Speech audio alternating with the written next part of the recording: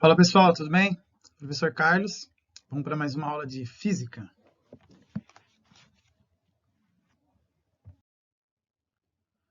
Bom, o primeiro tema que a gente vai discutir é em relação ao movimento circular uniforme, tá?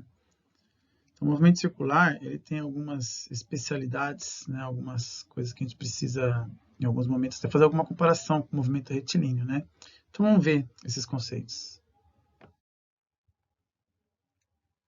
Vou pegar, por exemplo, essa situação aqui. Nós temos aqui um veículo, ele está fazendo um movimento circular aqui, né?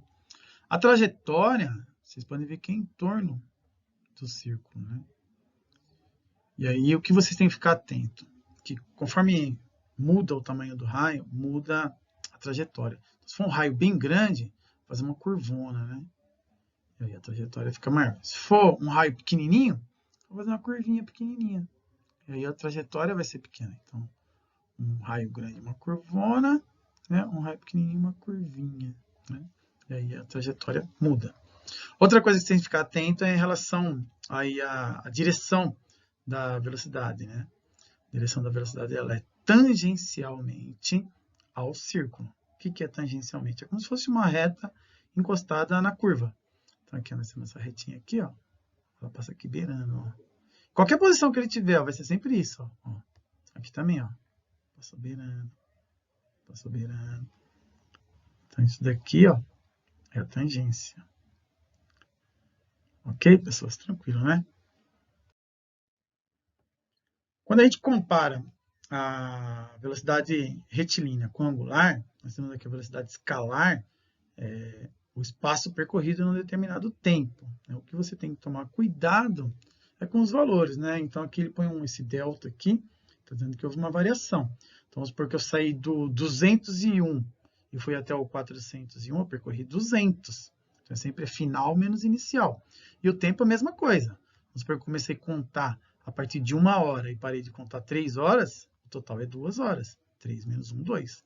Então sempre é final menos inicial. Só tomando cuidado com isso, você não vai errar os exercícios.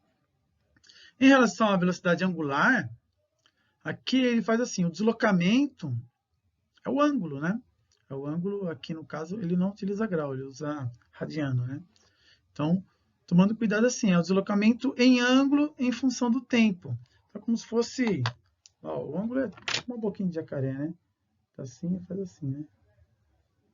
Então, tanto que ele se deslocou de forma angular em função do tempo, tá? Comparando essas duas coisas aqui, a gente já sabe que, do ponto de vista da matemática, né, quando eu quero saber, que, por exemplo, a trajetória no movimento circular, essa trajetória do movimento circular, ele é o arco, né, da circunferência. E para a gente achar o arco, a gente sabe que é o ângulo vezes o raio. Aqui, no caso, ele deu uma mudadinha, ele colocou aqui, ó, o ângulo do lado esquerdo e passou o raio dividindo aqui, né, o espaço percorrido, que no caso é um arco, né? E obteve isso. Por que ele fez isso? Ele quer relacionar essas duas formulinhas aqui. Ele pegou aqui, ó, no caso aqui, o ΔΦ é a mesma coisa que ΔS sobre R, né? Aí ele joga aqui, ó. Eu poderia até jogar lá em cima, fazer aqui, ó, ΔΦ vezes R e jogar naquela lá de cima, ó. É mais interessante, né? Mas também podemos, né, pensar que o ΔS sobre T e o ΔΦ sobre T, ambos são velocidades. Então, seria ômega vezes o próprio R, né? Porque o R você vai jogar ele lá na formulinha, né? E aí é mais uma que você pode colocar aí nas suas anotações, né? Onde você guarde seus formulários. Função horária. Função horária, assim, alguma coisa está em função de outra, né? Quando algo depende de uma variável depende de outra, né? Melhor falando. E normalmente aqui na nossa função horária, o espaço percorrido ou a velocidade está em função do tempo que foi contado lá, né? Se você comparar essas duas aqui, a única coisa que muda é essa letrinha aqui, né? Onde estava o S de espaço percorrido, aqui vai ser o ângulo, né? O ângulo vai ser o nosso espaço percorrido. Aí tem aqui espaço final, ângulo final. Espaço inicial, ângulo final.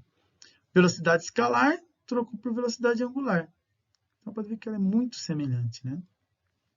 Em relação à frequência e o período, aqui, ó, no caso, ele pensou assim, ó. A velocidade angular é o espaço percorrido em função do tempo. Se ele completar um ciclo completo, né, do começo ao fim de uma circunferência, né, ele vai dar uma volta completa que é 360 graus. Em radianos é 2π. Então, o espaço percorrido, ele chamou de 2π. E o tempo que demorou para dar uma volta é o período. Por quê? Uma volta é o período. E a frequência é o que aconteceu em 1 segundo, quando a gente está pensando em hertz, tá? Se não for hertz, é RPM, mas aí é minutos, só multiplicar por 60. Então, aqui no caso, ó, é a volta completa num determinado tempo, que é o próprio período. Então, ficou 2π sobre t. Como a gente sabe que o período é o inverso da frequência, ou seja, se eu tenho a frequência, é só fazer 1 dividido pelo período, pelo t, e se eu tenho t, é só fazer 1 sobre f e tal, e assim por diante, né? Um é o contrário da outra, né? Na verdade. Então, aqui é como se tivesse 1 sobre t, ó. Então, se eu tenho o t, 1 sobre t é f. Então, ele foi aqui e trocou, colocou f. Então, eu posso dizer que a velocidade angular também é 2πf.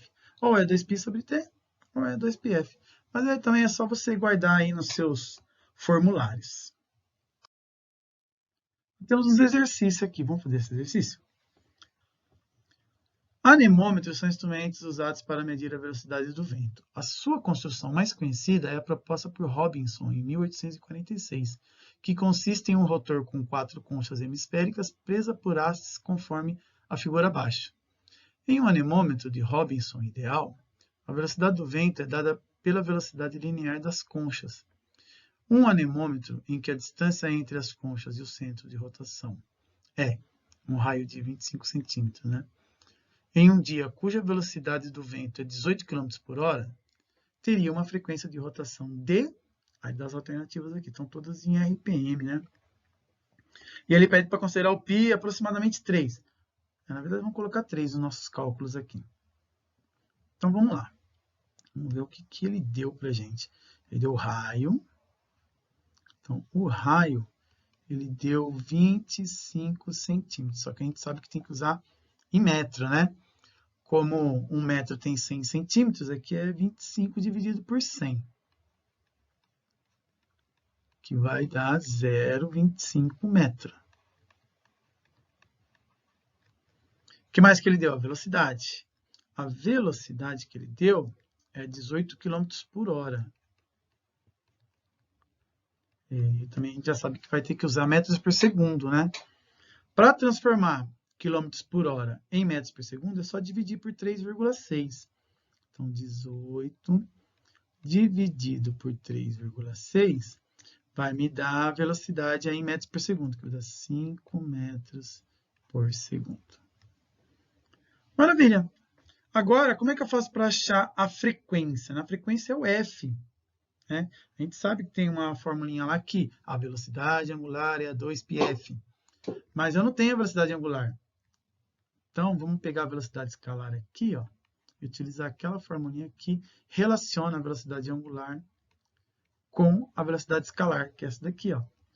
Velocidade escalar é igual a ômega-r, que é a velocidade angular vezes o raio. Então, eu já tenho esse V aqui, ó, é 5 metros por segundo. Então, aqui é 5. O W eu vou achar para depois jogar na fórmula que W é igual a 2πf. Mas calma que vamos fazer aqui primeiro. O raio, em metros, é 0,25. 0,25. Para achar esse W aqui, é só passar o 0,25 dividindo. Então, vai ficar assim, ó, W é igual a 5 dividido por 0,25. Então, nosso W aqui é o ômega, né? É mais comum chamar de ômega, tá? 5 dividido por 0,25, o 0,25 ele é 1/4, né? Então, dividindo por 1/4 é o mesmo que fazer 5 vezes 4. Vai dar 20. Então, aqui vai dar 20 radianos por segundo. Lembrando que na angular a gente usa radiano, tá? Bom, agora que eu tenho a minha velocidade angular, então é só usar aquela formulinha assim, ó. W é igual a 2πf. Pronto. Agora só falta achar o f, porque o π, ele falou para usar 3 aqui, ó. Então vai ficar tranquilo. Ó, no lugar do W eu ponho 20. No lugar do π, Posso pôr 3. É só achar o F agora. Passa esse cara aqui dividindo. Ó. F é igual a 20 dividido por 2 vezes 3. Tá? Até, inclusive, para dar uma simplificada nisso daqui, hein? Ó, porque 20 dividido por 2 vai dar 10. Então, ele vai dar 10 dividido por 3. Se eu dividir aqui, vai dar uma dízima, né? Melhor não, né? No caso aqui, hertz, tá? Porque eu usei o padrão do sistema internacional. Então, vai dar em hertz, que é o segundo, tá? O que aconteceu aqui em 1 segundo. Então, agora, para transformar em RPM, é só pensar assim, ó. Imagine que fosse 1 segundo para dar uma volta. E 1 minuto não vai dar 60 voltas, porque vai ficar contando as voltinhas lá. Deu uma volta em 1 segundo. Então, para ser RPM, é rotações por minuto. Vai ficar 60 vezes girando lá até passar 1 minuto. Então, eu tenho que multiplicar por 60. Então, eu faço aqui, ó, vezes 60. Aí eu vou ter 60 vezes 10, 600, dividido por 3. Vai dar 200. 200 o quê? RPM. Ó, tem até alternativa aqui, ó. Alternativa B. Tranquilo, né? Então não tem muito segredo isso daí, não. Basta você lembrar essas formulinhas. Tem lá um caderninho que você anota, né, todas as fórmulas que estão correlacionadas. Saber bem quando a velocidade é escalar e quando ela é angular. E aí aplicar. O segundo conceito que a gente vai falar aqui é o conceito de energia e suas transformações, né? Tem até aquela lei de Lavoisier que fala nada se cria, nada se perde, tudo se transforma. Verdade, tudo se transforma. Às vezes a gente considera algumas perdas, tá? Porque a energia se transformou de uma para a outra e mais uma outra que a gente não percebeu, por exemplo, né? Quando tem uma energia mecânica, algum atrito, então tem perdas. Normalmente as perdas são em forma de calor também, tá? Então, sobre a energia, o que ele diz aqui para nós? Que está sempre presente em situações que há algum tipo de movimento ou em situações em que se pode obter algum tipo de movimento. Ou eu tenho um movimento e transformo em um outro tipo de energia, ou eu tenho uma determinada energia que posso transformá-la em movimento. Não pode ser criada nem destruída. Olha lá, a lei de Lavoisier. Pode ser apenas transformada ou transferida. E sempre se conserva. Algumas nomenclaturas associadas à energia, que é uma coisa que o Enem cobra bastante, viu, gente? Está nessa contextualização, principalmente em busca de novos tipos de energia limpa, né? Cai bastante esses conceitos. Vamos ver aqui. Energia cinética é a energia de movimento, tá? Por exemplo, um carro se movimentando é energia cinética. Energia potencial, aqui nós temos 3. Nós temos energia potencial gravitacional. Então, por exemplo, quando eu tenho um objeto suspenso no ar, eu solto, né, e tem uma energia potencial que o puxa para baixo. Né? Quanto maior a altura, maior vai ser a energia e tudo mais. Energia elástica, quando eu estico ou encolho algum corpo físico. Né?